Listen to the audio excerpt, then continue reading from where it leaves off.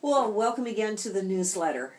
Today is week 8 of the legislative session. It's the week of March 6th through 11th, days 49 through 54. So I just wanted to talk to you about several topics today, some of which are in the newsletter and some are kind of reruns from before. First one is the big topic that we're all facing, and that's our financial situation, basically our budget, right? So what we've been talking about is how to solve this. And one of the things that I get a lot of emails on is people saying to me, do your job. We need stability and we want solutions to this. So that's what we've been working on diligently. You know, I have a memo from Governor Hammond which points out his belief of how the permanent fund should be used. In it, he says the permanent fund is a trust fund. 50% of the income should go to the general fund. This is a memo that he wrote to Clem Tillion, who was a senator at the time, on April 17th of 1979. So this is Jay Hammond, he was governor at the time.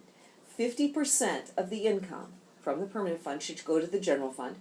50% of the income should go toward programs that the legislature designates, with a minimum of 25% of that returned to Alaskans. So pretty interesting, the things that Governor Hammond envisioned for the permanent fund.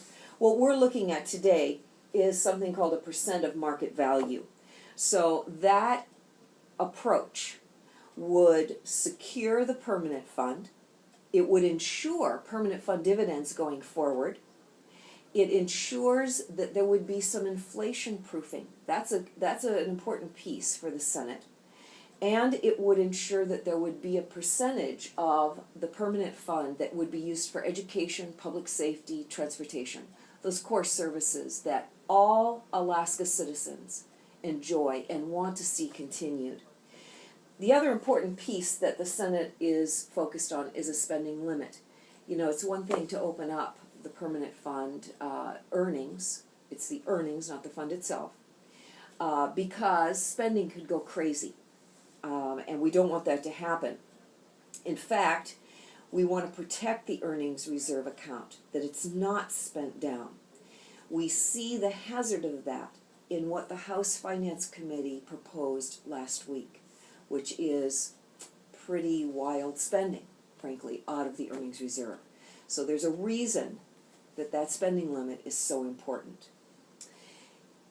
The other thing that our Senate Finance Committee is looking at in terms of using the percent of market value of the earnings coming from the permanent fund is that as the price of oil goes up, the amount used from the earnings reserve would go down.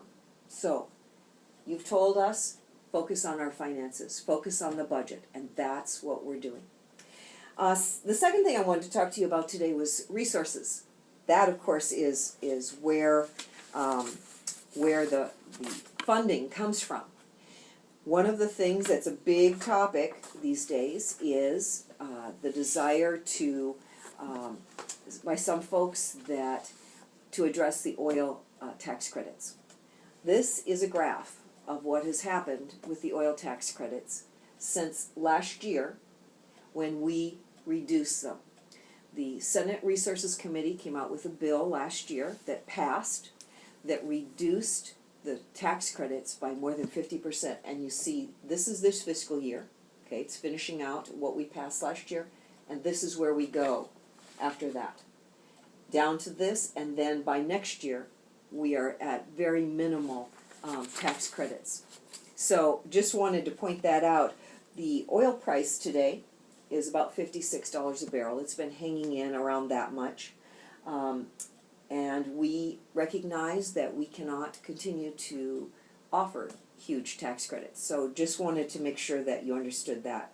Now, another thing that I hear a lot about is the gas pipeline. You know, we have a lot of gas up on the North Slope, but there's some gas all over the world, actually. So I subscribe to this particular journal, the Oil and Gas Journal, and there's an interesting article in this journal last month. Idaho enters ranks of hydrocarbon producing states. they're finding significant amounts of gas in the state of Idaho. Now, I don't know how many of you have ever thought of Idaho as an oil and gas producing state, but that's how common natural gas is around the United States. So the idea of a gas pipeline for us is becoming more challenged. Now, this last weekend, I went to the LNG summit that was hosted by the Alaska the Alaska Gas Line Development Corporation, AGDC. Just as an aside, I paid for the trip myself. I did not take per diem while I was at the summit. It occurred in Girdwood, which is part of our district, of course. And at that summit, they talked about the gas pipeline. There were potential buyers from Asia present, also companies that ship natural gas. So it was very interesting. The project is very challenged. Approximately $100 million are in the AGDC's bank account right now, and we are talking with them about how best to spend that. So you will see discussions of that coming forward. I know a lot of you have written me emails saying we need to stop spending on the gas pipeline. Well, we are on the verge of completing a license from the Federal Energy Regulatory Commission. We've spent about $600 million to get to this place so far. Now, when I say we, the vast majority of that $600 million was spent by the producing companies, not the state of Alaska. We've been tagging along, so to speak. So to waste that $600 million probably wouldn't be a good idea. It's probably a good idea to go to the point of getting that license. So just wanted you to know that's something that I'm watching very carefully. A couple things you'll see in the newsletter this week is information about the opioid abuse task force. We're having some good presentations in the Senate Health Committee on that subject. And I'll be having a constituent meeting on March 18th in Anchorage. It'll be at Wayland Bible College, that's over off Muldoon Road. So there'll be more information about that in the newsletter too. So thanks for watching, and we'll see you next week.